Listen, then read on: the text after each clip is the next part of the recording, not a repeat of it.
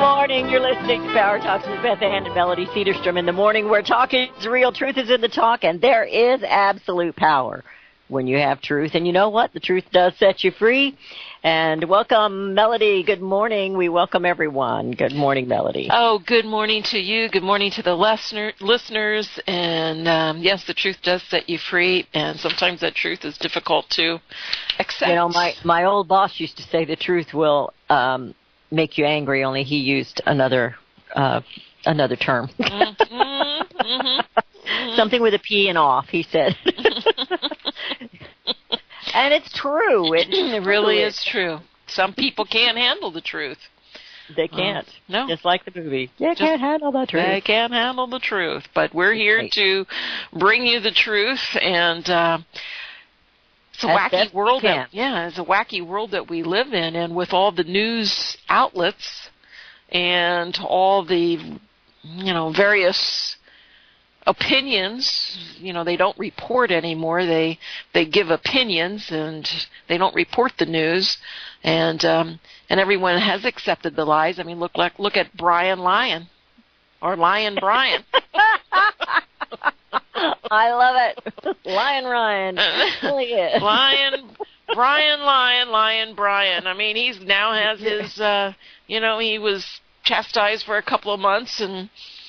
Smacked on his fingers, and so you can't work now for a little bit. I mean, last night's interview with Hannity, I only saw part of it because it was too much. Come on, Hannity, get tough with him. You've been talking all this smack on Ryan, and then when you get in front of him, it's all this nicey nice stuff. It's like, seriously, he's an obstructionist. Well, we passed everything here. We did all the work in the House. Yeah, right, you did.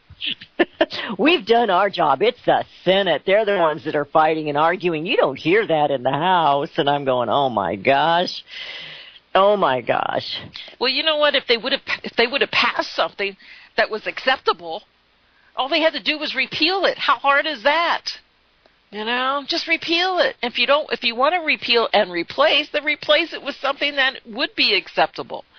So they're the ones who just, dribbled out a few lines of stuff just to pat themselves on the back. It really is disgusting. It really is disgusting, and the American people ought to be just as angry as they can possibly be at how they treat us.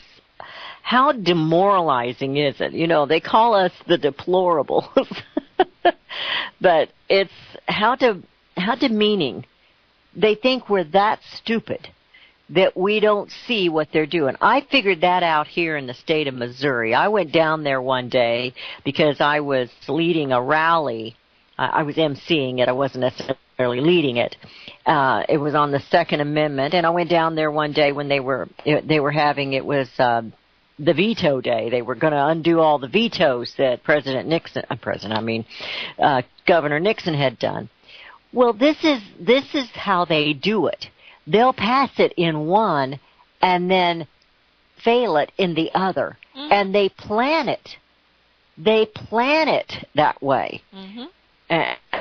And I figured that out. I'm going, this is a game, and it's just fooling the American people, or the Missourians in that case. It's just fooling the American people, and it's exactly what they're doing in D.C.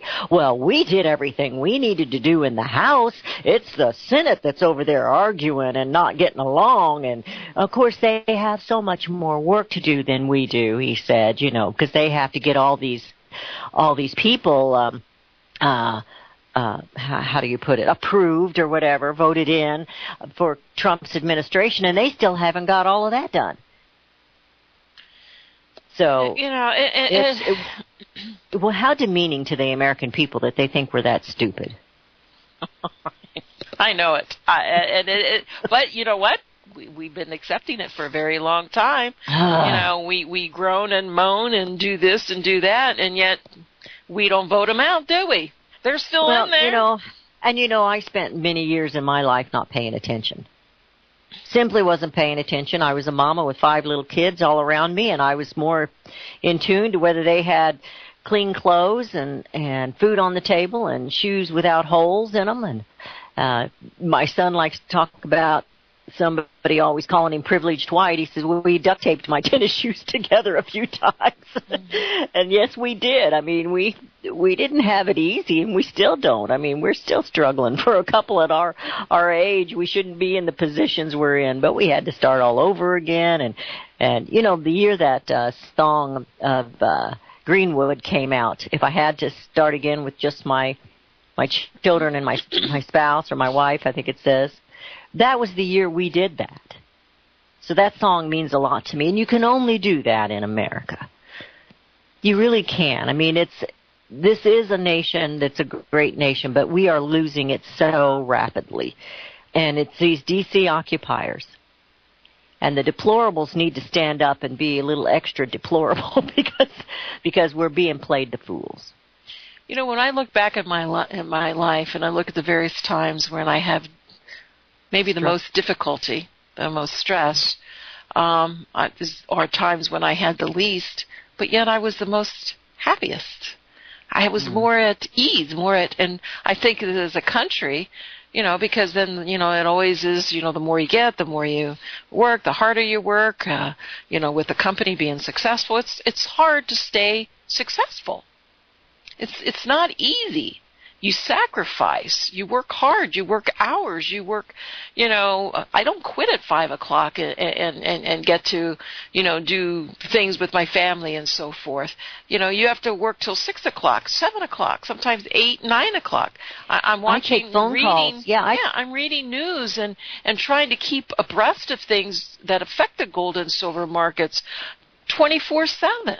I know. So I believe we've become a nation that maybe being too prosperous has really lulled us into this sense of you know, comfort, and, you know, we just sort of ignore the important things. That goes back to that little verse that explains the cycle of it, and it is human nature. It is human nature. That's how they figure us out. Well, it's their nature, too. I mean, it's the nature of man is to be greedy and bad. That's the true nature of man. It's only through God that we are any different. Only when we allow him to lead are we any different, because we'll always fall back into that, because that is our nature, the sinful nature. But as a nation and as a people standing together, you know, it talks about, well, and even as individuals, this verse says, from bondage to spiritual faith. You know, when you're down, you look up. Mm-hmm. From spiritual faith to great courage, all of a sudden you have this courage and you have this hope. From courage to liberty. I mean, think about what our founding fathers did. From liberty to abundance, all of a sudden you've got this, and you don't have to answer to the king, and things are going and they're happening. And from abundance then to complacency. From complacency into apathy, and from apathy you go back into being dependent. And look what this nation wants, to be dependent on the government. The government can fix everything. It's okay, let the government pay for it. From dependence back into bondage. So when are we going to be back into the bondage so bad, so deep, that we start looking up again and have that spiritual faith? Is we aren't there yet. We obviously aren't there yet. No, and time will tell. But we're approaching a time where I believe, you know, people are wakening up to some degree. I don't know what they're awakening up to, but they're being awoken, and we'll see where it heads us. You know, there is a couple of things that I want to follow over the next couple of weeks to see how it affects. One is the taxes. President Trump was in Indianapolis yesterday, and I'm sorry, the way I read it, it really is more for the wealthy than for the middle class. No, the wealthy really, I don't care what he says and how often you hear, you know, it's good. I don't care how many of these wealthy people call me, it's not going to be changed. But if you really look at some of the things in there, and we really don't know until it's actually passed, if it gets passed, you know, what the bottom line is for everyone. I mean, these are just wishes right now that are put together and would like to be done, but, you know, again, until it actually gets passed, or if it does get passed. So we're going to take a little bit longer look at some of those things and how it affects the various. And is this push on this tax cut? How distorted is it? Where can we find the text on that? It's difficult? Are you just because are you just studying articles you're reading on it, or do you actually have the? No, the problem is there's items that are listed. But within those items, there's not any descriptions of how it's going to be paid for and so forth. And it hasn't been figured out yet, but this is just part. There was one in particular. And I can't believe I read it properly. Maybe it was fake news. And that's why I want to take a few days to look at this a little more. Gotcha. But it talked about, eliminating taxes on these multinational corporations. There wouldn't be any taxes on their foreign money. And I'm thinking, what? They want to repatriate a lot of that money back into the States. I don't know if that was part of it and so forth. I'm not in favor of repealing the estate tax, the death tax. I think they should keep it. You think you agree with the death tax? Explain it. Yes, I do. So when someone has a farm and they pass away, they can't pass it on to their children. Is that what you're saying? Well, that you approve of that? Number one, it affects, if you're a couple, your farm has to be valued at over $11 million. There has yet, as far as I know, and this is the part that I want to investigate a little bit more. Okay. There has never been a farm that has been lost because of the death taxes. Farmers don't have to sell their farms to pay the death tax. It doesn't happen. Well, they sell. I have seen where they've had to sell parts of it. Though.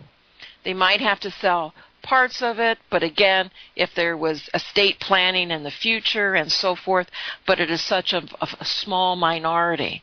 Now, yes, you could say, well, any minority, even if it's 1% or one farm, that's one too many. But you have to look at some of these large farms and so forth that are valued at $20 million, $30 million, $50 million, $80 million. All these years that they've been farming, they've had all these loopholes, they didn't pay taxes. And so well, now that's a pretty general statement. They do pay taxes, and in a lot of states pay property taxes. The farmers. And I'm just going to go back to what Warren Buffett says. His tax rate is lower than his secretary's. So I think that general statements that people lose their farms is just a little bit just generalized, and I think it needs to be looked at. So, I mean, yeah, and so I do get torn sometimes that, you think in your mind, well, my gosh, you've had this family that, they lose their farms, they can't give it to their kids, they can't pass it on and so forth. That really doesn't happen, to a large degree. People don't lose their farms. Like you said, you might have to lose something. So, again, you have distortions, and finding the truth is what's important. What is the truth of it all? And I think lots of times these statements, these general statements. Trust me, I hate taxes. I know you do. That's why this is interesting. I'm kind of laid back here. I'm trying to learn a little bit more about my girlfriend. Because I know in this area, it's a big deal. And, of course, we don't have any farms of that magnitude unless they're most of those are owned by the big corporations right now. But the family farm gets hit in a lot of ways, and yes, they get not by the death tax. No, but they get all these subsidies from the government. But the reason they have to have that is a trick too. It's because the markets are controlled and they can't make a living, and that's their insurance. We're going into a break. Your calls are welcome at 717-300-1218, 717-300-1218. Melody and Beth Ann, we'll be right back.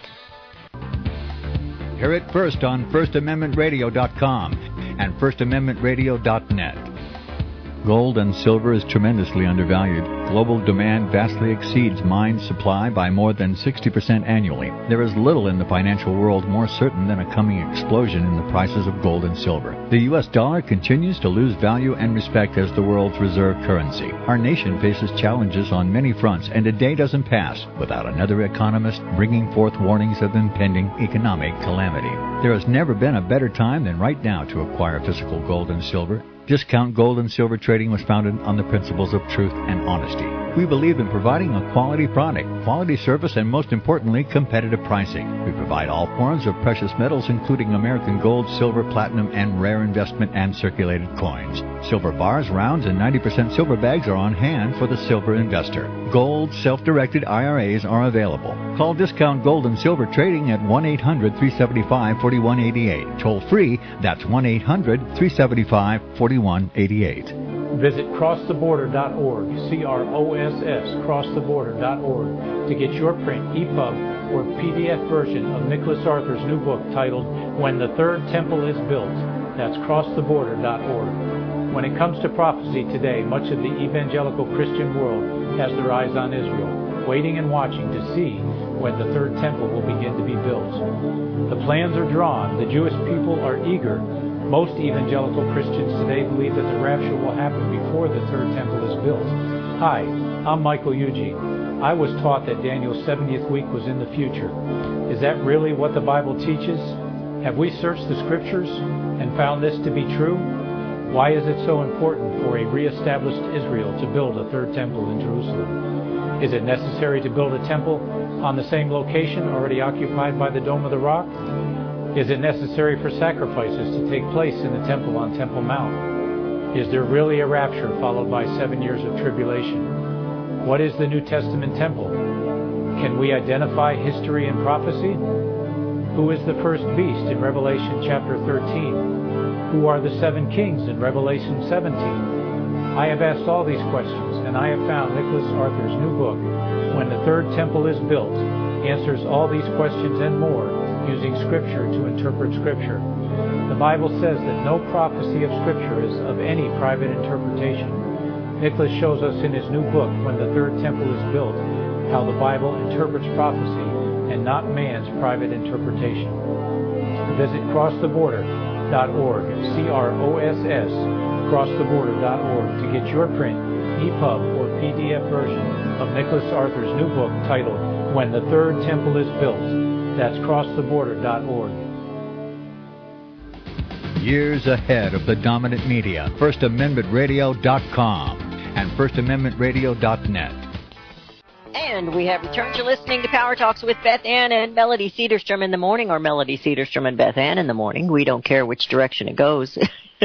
We're partners. We don't care who gets the first billing, but alphabetically I go first. Okay. Okay. So we were talking about death tax. Do you want to move on till you've studied that a little more? And I'll do a little studying too. It is a little study, and what I have a problem with too is they're using the farmers as the poster child, as the ones that get affected the most. And yes, that breaks our heart. It bleeds our heart. They've been targeted in so many other ways to where they have difficulties in making a living. Our farmers have their competition. It's not any different when Walmart started going into these smaller cities and just pushed the little mom and pop shops, to where they had to put closed, pushed them out of business. And it's the same thing with the farmers. You have these huge conglomerates that come in and buy up and they push the farmer, and these huge conglomerates, they get subsidies, they get, heck, there's farmers, there's millionaires that own farms and they get paid not to farm. Okay, yeah. There's a lot of problems in the farming sector. I get that and I understand that. But to use the farmers to eliminate the estate tax, I don't think is fair or correct. I think you have to look at it as a bigger picture. I can't find it right now. I grabbed my book, but there's no way I can find it quickly. But I have quotes from the Founding Fathers. And do you know that is nothing new, paying them not to use their land? They mentioned that back then. And if you've never been on the farm and you don't know what that is, they call it CRP land. And you have to lay it aside for X amount of years, and you get paid just a little bit. And there are some stipulations of what you can and cannot do on it. You have to mow it, but you can only mow it during a certain period of time. And, of course, you can't, it's just mowing it. You can't sell anything off of it. You can't do anything with it. Even if it's grass, you can't bale it. You have to just mow it. And you have to have, sometimes it has to be a certain kind of grass that's in it. And it's just laid aside. And, they used to do that. They laid aside a plot of land and let it rest before they planted it again. And that, but I didn't realize, I thought that was something new in this day and time. Of course, it's been going on for many years at this time. But no, apparently that's been going on for a long time. And they were talking about that I have a quote from a founding father and how devastating that will be to a nation if they do that. Mm-hmm. And then where are we? Yeah, and you have the likes of these multimillionaires buying up the farms. It's not just the farmer that is, not farming and so forth. It's you have these millionaires. You have basketball players. You have, buying up the land and so. And again, we, as far as I know, we import more agriculture than we export. It's like, what's wrong with these pictures? There's something definitely wrong in the farming arena, and so. But I can tell you, USDA is part of the big problem. Yes, they're not there to help the farmer anymore. No. They're there to regulate the farmer. Regulate. Not help the farmer, and they are a big part of the problem. Well, let's move on. I don't know what else you had. I wanted to mention, just go ahead. No, go ahead. Then we'll talk about what I want to talk about. Don't you just love, I'm talking to the listeners, don't you just love how organized we always are? Well, I know that we are. Yesterday, I guess it was, that it actually happened. I'm trying to get my papers all together here, where the Taliban unleashed a barrage of rockets and suicide bombers detonated their vest at Kabul's International Airport Wednesday, and they were actually targeting U.S. Defense Secretary James Mattis, who was there. No one was supposed to know he was there. It was an unannounced travel visit. So somehow somebody leaked, and this is big news. This is more important than, although I'm very disgusted with the kneeling at the NFL, this is big news. Somebody leaked this, not caring whether our general was killed or not. I think they're going to pick on the wrong general.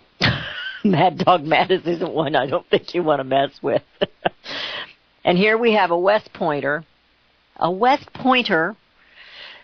communist West Point graduate. Why are we sending a communist to West Point?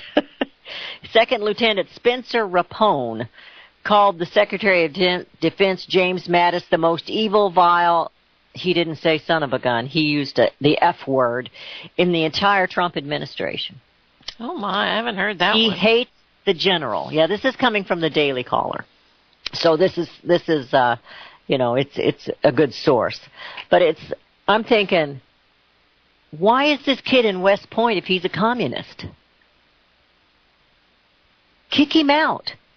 Okay, which brings me to kick him out. These people that feel they're oppressed and that this nation is so horrible, they want socialism over our republic. And I'm so sick of Hillary yelling democracy, I could just wring her neck. I'm probably going to get arrested for that one. But after the Revolutionary War, we talked about this, and I don't remember if I actually gave you the wording that's in this little timeline that I have. The Loyalists, they were loyal to something other than us, the United States now of America. They weren't states at that time. The Loyalists leave America. This was in 1782, of January of 1782. The evacuation of Loyalists begins. largely unwelcome in the United States. About 100,000 Americans who remained loyal to the Crown find new lives in Britain, Canada, and the British colonies in the West Indies. Among them are about 15,000 African Americans, some of whom end up helping to found the country of Sierra Leone in Africa. The Loyalist experience will have a profound effect on the development of Canada's national identity. We shipped them out of here. You don't want to be one of us. Get out. Go. And they were willing to go. But these people aren't willing to go. You know why they're not willing to go? Because they aren't really oppressed. They're spoiled brats is what they are. Mm-hmm. And they're not going to be happy until they switch this country, which we're so close, from being a free and liberated country to a completely socialistic country. And that's what the D.C. occupiers are trying to do. And they're all making money at it. You said yesterday it was corporatism. And they're all making money at it. And that's why if the tax reform is going to go the way it is, that's why it's going that direction. And, it just, I think they're going to pick on we started out talking about Mad Dog Mattis. I think that is something very, very serious.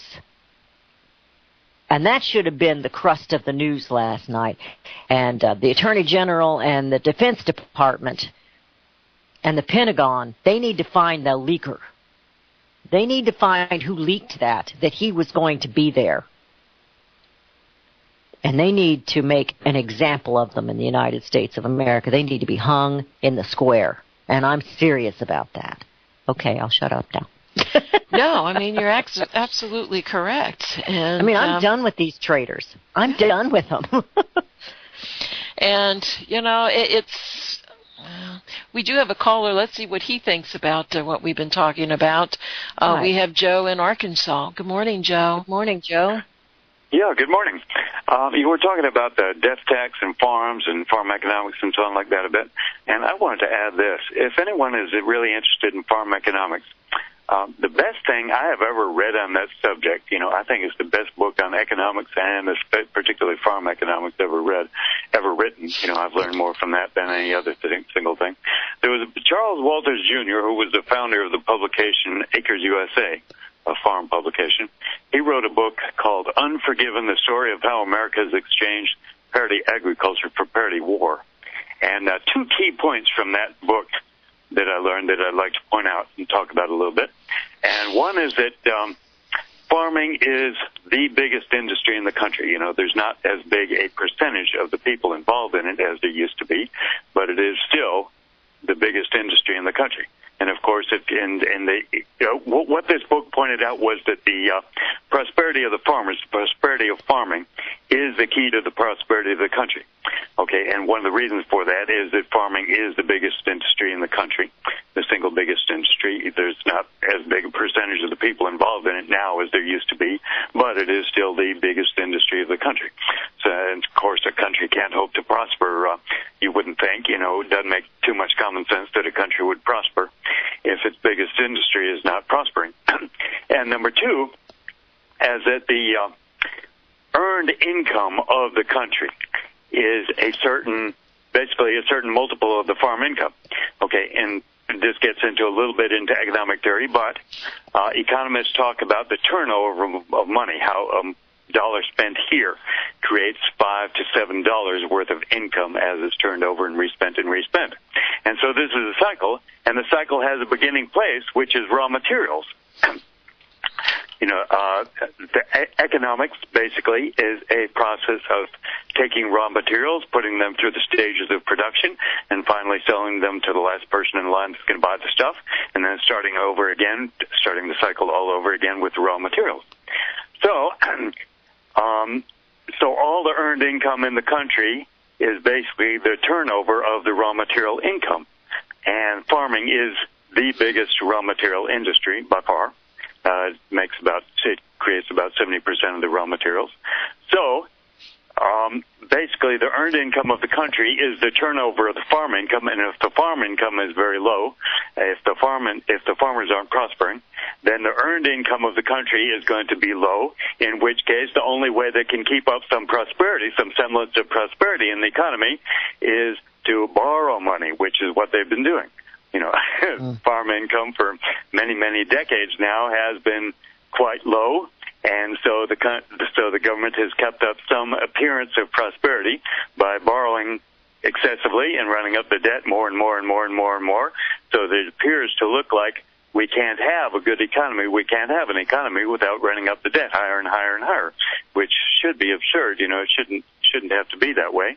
And this book pointed out that the whole reason why it appears to be that way is that the farm income tends to be always very low, and so the earned income of the country is not enough for us to prosper, so the government has to borrow to keep up some appearance of prosperity in the country. And so those are the two key things from that book that I'd like to point out, that I'd like to throw into this debate here, that I find very valuable knowledge for anyone that's interested in a full understanding of economics, because that book gave me a full understanding of economics more so than any other thing I've heard or read. Okay. It's Unforgiven, the story of Unforgiven, the story of how America has exchanged parity agriculture for parity war, by Charles Walters Jr. Okay, I got that.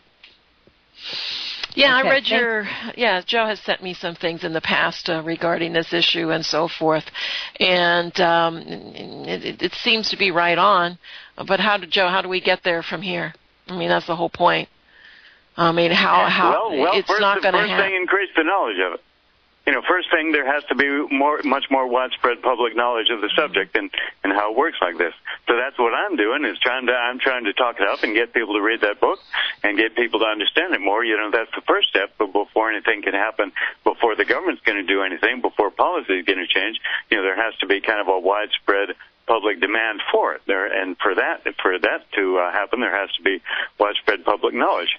And so if there's only a handful of people in the country that know these things, that have these critical knowledge of economics, if there's only a tiny, small few people that know these things, of course, we're not going to get there from here. But so that's what I'm trying to do, is by talking it up on the radio like this and doing other things that I do to publicize the information, I'm trying to increase the public knowledge of it so that there can be some kind of public demand that the government go this way, do things that will make it so that farming in this country can prosper more, so that the whole economy can prosper more. Okay. That's the first step. Education is always the first step, absolutely. Absolutely. And, that's what we ought to do, is find some of these books. However old they are, they're still very accurate, and they explain what's going on, and offer those to our listeners. That's what we need to do, Melody. Mm-hmm. Absolutely. Anything else you'd like to include, Joe? Well, if you're interested in looking into this Unforgiven book that I was talking about, Acres USA is still in publication. We used to advertise. Charles Walters died some years ago. Okay, you advertised in there? Yeah, we did. Great. Okay. That's a great little magazine. Well, I think they still have that book in print, and so if you were interested in, maybe offering it to your listeners, doing something to publicize and offering it to your listeners, I think they still get it in print. All right. Okay. What did he say? It was in what? USA Today? Acres. Acres USA. Acres USA. Okay. Yeah. Acres USA. Okay. Mm-hmm. Yeah. All right. Thank you very much. Thanks, Joe. Oh, thank you. Okay. Bye now. I think we used to get when we advertised in Acres, we were in Missouri at that point in time, so I'm not sure if it was... we'll have to see if that's still around. And that was a great publication. All right. But print has become difficult, with the Internet and so forth. It's put a lot of these, smaller, publications, statewide and so forth under a lot of pressure.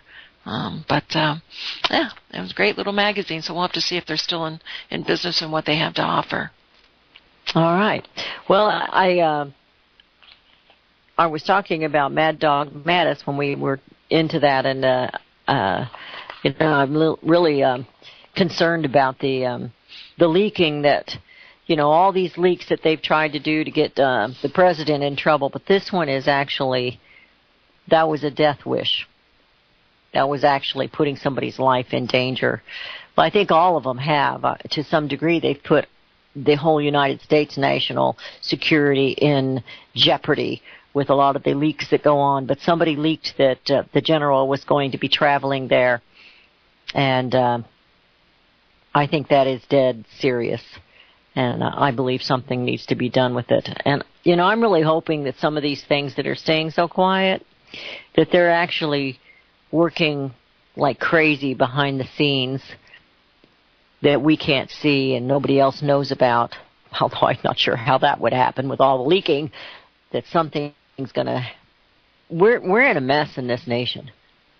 And if that doesn't prove it, I don't know what does, that they're willing to put our own general's life in danger.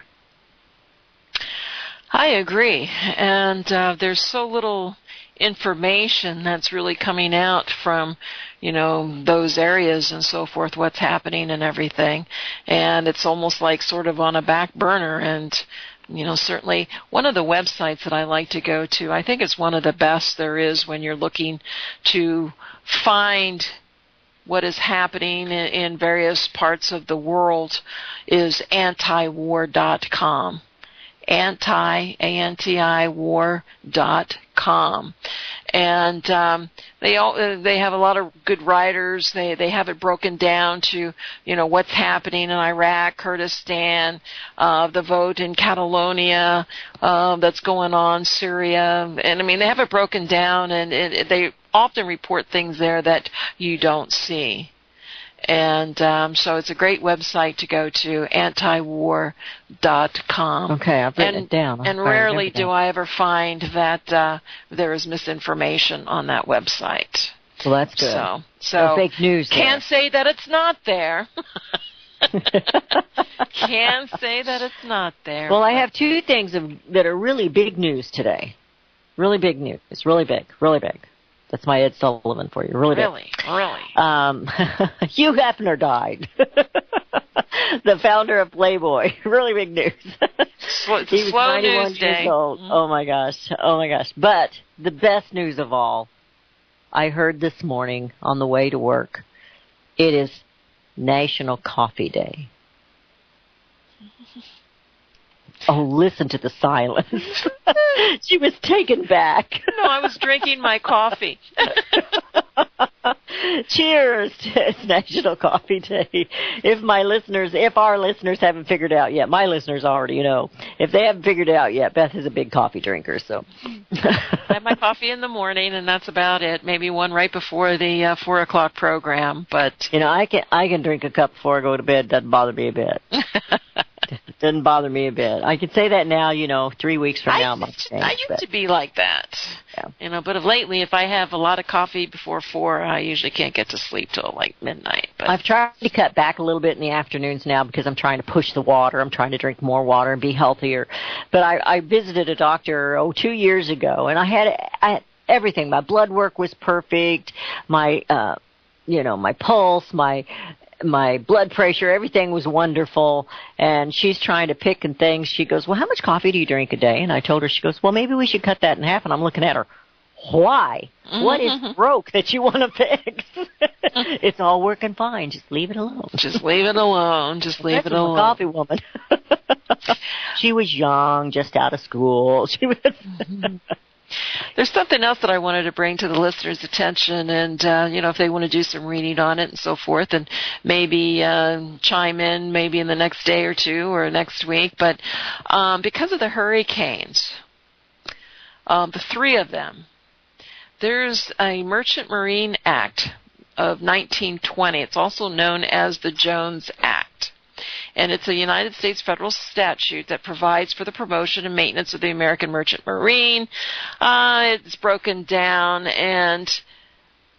but the point I'm bringing this up is this Jones Act was waived for Texas and for Florida, and yesterday Mr. Trump waived it for Puerto Rico.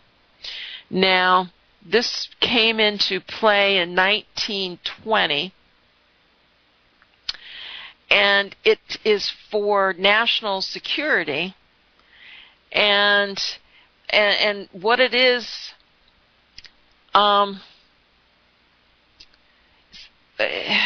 let me go down here a little bit more. The Jones Act restricts the carriage of goods or passengers between United States ports to U.S. built and flagged vessels. It has been codified as portions of 46 U.S.C. The Jones Act prohibits any foreign-built, foreign-owned, or foreign-flagged vessels from engaging in coastwise trade within the United States. A number of other statutes along coastwise trade and should be consulted along with the Jones Act. They break it down into various other acts and so forth.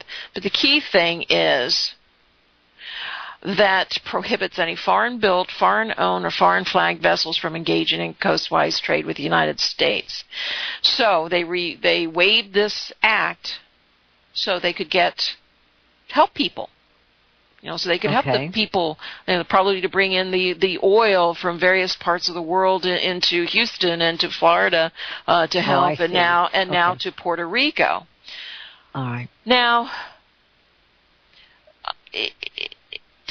which is good, and that's what this says. The Jones Act prevents these flagships to areas such as Puerto Rico, Hawaii, Alaska, and Guam. I'm assuming it's just been waived for a period of time. That's what I want to keep following up on this. Senator John McCain called it an antiquated law that has too long hindered free trade, made U.S. industry less competitive, and raised prices for American consumers. Nevertheless, Congress has consistently supported this Jones Act as vital to national security.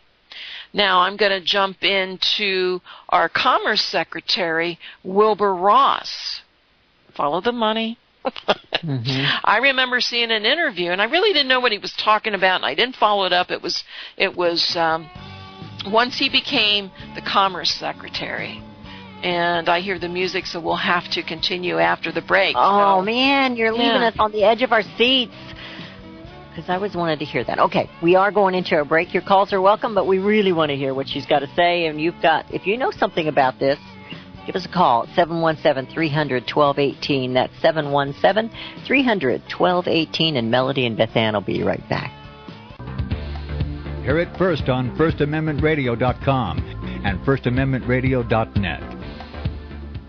Since the beginning of time, kings have sought it, nations have fought for it. It has been traded, it has been borrowed, it has been purchased, it has been stolen. There's a reason for it. To secure the blessings of liberty to ourselves and to our posterity. Invest with the security of gold and silver.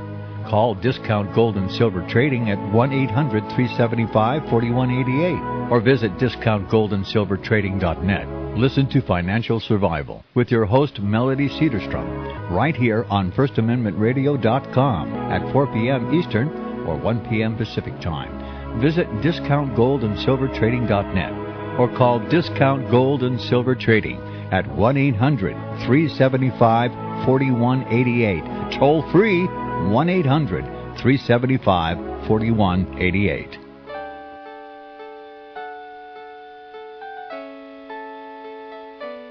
The program you are listening to is 100% sponsored by you, the listener, on this First Amendment Rights Media channel.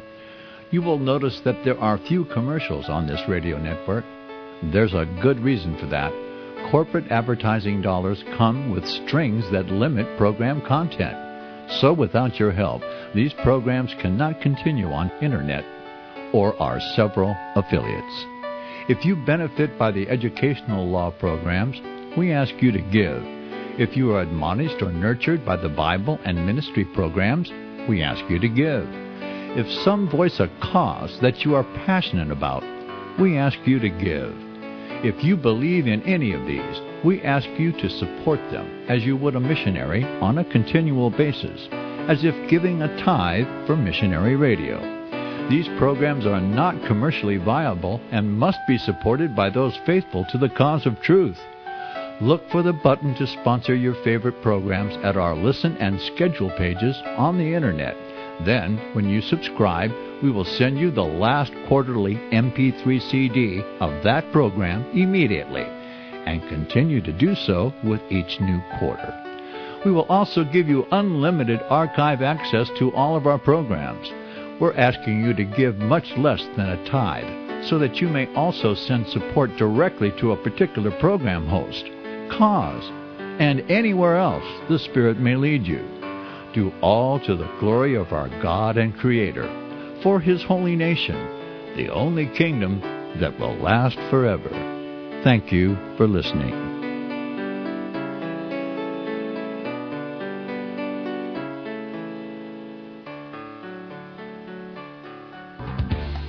Hear it first on FirstAmendmentRadio.com and FirstAmendmentRadio.net. Melody was talking about the Jones Act. I'm sorry, not Johnson. That's a different group of people. But I want to hear a little bit more about that, because I've heard of it, but I never really studied it. And I'm really thankful that you have kind of gotten a little curious about it, because I think it's something we all maybe should start perking our ears up and looking at things. Well, what I'm interested in is seeing that if this comes back into play, is it just waived for a short period of time until these people are helped and, they're able to begin helping themselves and so forth. I don't know. Or is it going to be a permanent wave of this law?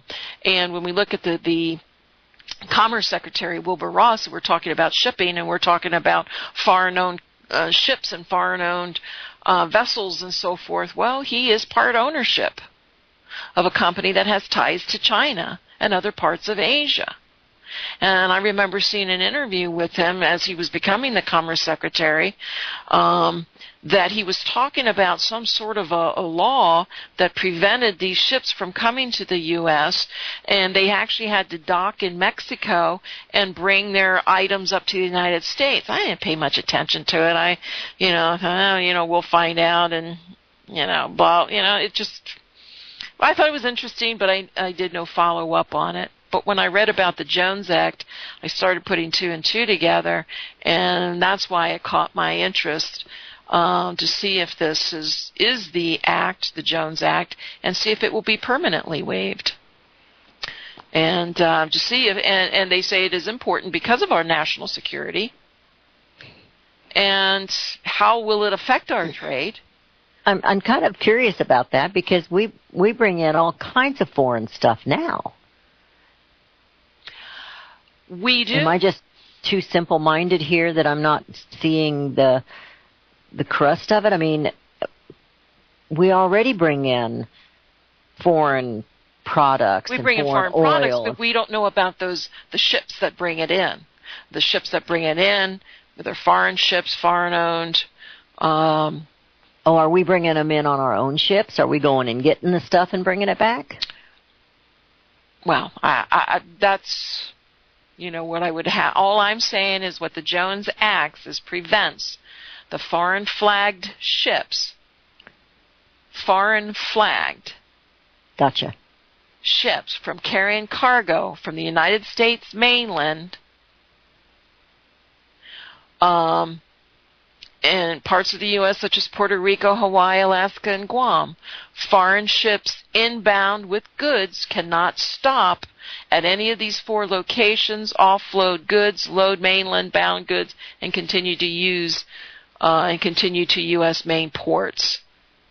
Although ships can offload cargo and proceed to the U.S. mainland without picking up any additional cargo intended for delivery to another U.S. place. Usually they proceed directly to U.S. main port. So I guess you can't stop. You can go to point A to point B, but you can't go to, with B being the United States, but you can't go to point A, B, C, D, and then come to the last of the U.S., I guess, if they have a foreign flag ship. Gotcha. Okay. So, yeah, there's a lot of details. That's interesting. In this. Yeah. But my whole point is they're waiving this, which is a good thing. It's helping Puerto Rico. It's helping. I get that. And I think it's, and yes, it should be done. But is it going to be a temporary wave, or is it going to be a full-time wave? I mean, Senator John McCain wanted it eliminated totally, yet Congress believes this is a security issue to the United States. And then we have the Commerce Secretary that owns part ownership of a foreign-owned shipping conglomerate. So, kind of interesting. It is interesting. I was thinking, that's what John Hancock did, and that's when he got really upset, wasn't it? Wasn't he in the shipping business? Yeah. And so, does this mean anything? I don't know. It's interesting. I don't know if it means anything or not, but it is curious to look at. And it is curious. What do you say, Mary? And this is how you get to the truth. And this is how you get to the truth of things. Absolutely. You have to follow things. You have to follow the money. Because if you follow the money, you'll come up with the truth. And that's how the world is, managed. So. Well, I appreciate that. I really do. I thank you for that information, that we can kind of cue ourselves into that when we hear that now, and kind of pay attention to what's going on. Don't just look at the tree, look at the entire forest and see what's happening. I had somebody send this to me last night, and I thought, oh my gosh, this is just awesome news. Will it do any good? Melody and I were talking prior to going on the air. Is it going to do any good? I said, well, it might, but sometimes it's just the right thing to take a stand. This is a CEO, it's a huge CEO that takes a stand and hits the NFL with devastating news. And it's CEO Alan of several things, one of which is Hardwick Clothes, and they make suits, and they are made in the USA. They're American-made suits. And they offer their suits, they advertise during the NFL games, and they offer their suits, they give their suits to the NBC talent, and the Independent Journal Review, according to the Independent Journal Review, they give their suits to these NFL analysts on the NBC. Well, they're pulling their ads, and they're pulling their suits. I hope that doesn't mean those guys are going to be naked. But they're pulling their ads, and they're pulling their suits. I might watch football then. It's not. She's going to watch the NFL just for the pictures. Anyway, his companies, he's a CEO, and I've heard of some of these companies, but he's a CEO of owner of the Payday lending chain, Check into Cash, and Hardwick Clothes. And it's billed as an American's older suit maker. It's one of the oldest suit makers, which I didn't know that. And it's anyway, it's big stuff because they're pulling their ads. It was big stuff when they were pulling their ads off of Fox News, the different things in protest against Bill O'Reilly. In protest against Bill O'Reilly. I think he's going to be back on Fox shortly. I think that's going to happen. But anyway, if he chooses to do it, I don't know if he needs them. But I think this is big news, but will any other CEOs, any other companies follow the same lead and take it? That was a bold and brave step. Mm-hmm. But anyway, I thought the insult was not only did they pull their advertising, but you're no longer going to wear our suits. We're taking our suits back. Well, you know what? It's going to be interesting because tonight, I guess, there's the Green Bay game, Green Bay Packers. And I'm not sure how much of this is true, but they're wanting the fans to lock arms during the anthem. And I hope no one shows up for the game. That's what I hope. I hope no one shows up. Empty arena. That it's an empty arena. And, it's just, they're testing. They truly are testing. And the nation that they're protesting, while we're having great discussion about it, and I mean great as in a lot of talk, if they were in any other country, particularly North Korea, they'd have been shot in the head. They'd have been executed right there. Yeah. So their oppression that they think is so great, they need to stop and think about it. And like I said, I said this the other day, they're taking this as a slap at the president. The national anthem isn't for the president. The flag isn't flying for the president. It's all of us. So, it's the deplorables that made, this is my little verse. I like little verses. The deplorables made the NFL, and the deplorables can break the NFL if they have the guts to do it. Well, what people don't understand is by doing this, if they choose to do that, they're confirming what Kaepernick's beliefs. That's what it is. Which is in communism. Yes. He loves Castro. Well, then go live with him. Well, of course, he's dead. But go live with his family. Go live in Cuba. You don't see any of them leaving to go to Cuba. When they were threatening to leave the country, none of them wanted to go to Cuba. I'm going to go to Canada. Europe, we'll go Paris, to Cuba. Why don't you go to Cuba? But that's what people are confirming. It isn't Trump. It isn't this. They're confirming the beliefs of Kaepernick. So, yeah, we're out of time. And we are. We're listening to the song Free, and that's what we want to be. Yes. And the truth, as we started out the show, the truth is what sets us free. We hope you have a wonderful day, and we'll be back here tomorrow morning with you.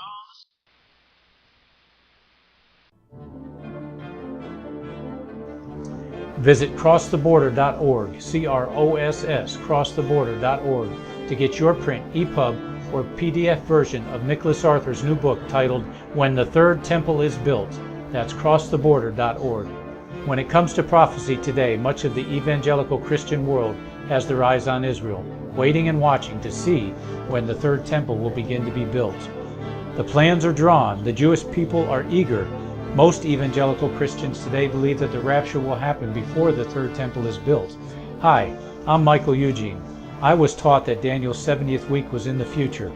Is that really what the Bible teaches? Have we searched the scriptures and found this to be true? Why is it so important for a re-established Israel to build a third temple in Jerusalem? Is it necessary to build a temple on the same location already occupied by the Dome of the Rock? Is it necessary for sacrifices to take place in the temple on Temple Mount? Is there really a rapture followed by 7 years of tribulation? What is the New Testament temple? Can we identify history and prophecy? Who is the first beast in Revelation chapter 13? Who are the 7 kings in Revelation 17?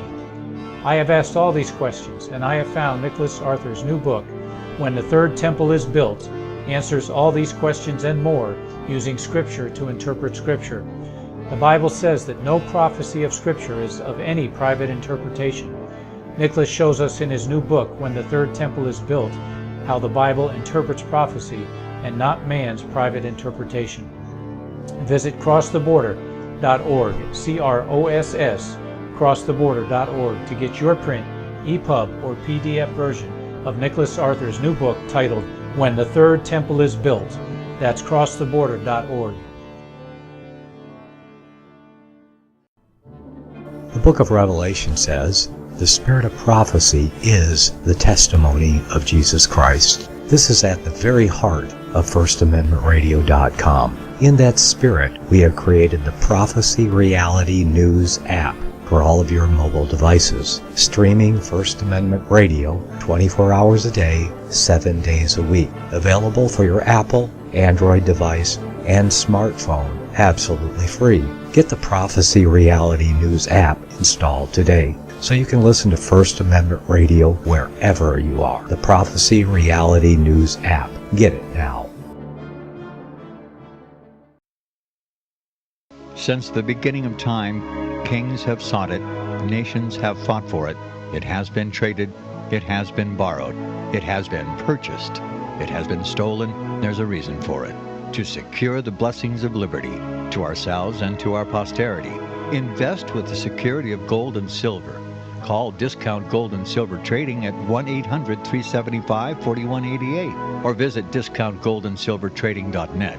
Listen to Financial Survival with your host Melody Cedarstrom right here on FirstAmendmentRadio.com at 4 p.m. Eastern or 1 p.m. Pacific Time. Visit discountgoldandsilvertrading.net or call Discount Gold and Silver Trading at 1-800-375-4188. Toll free 1-800-375-4188.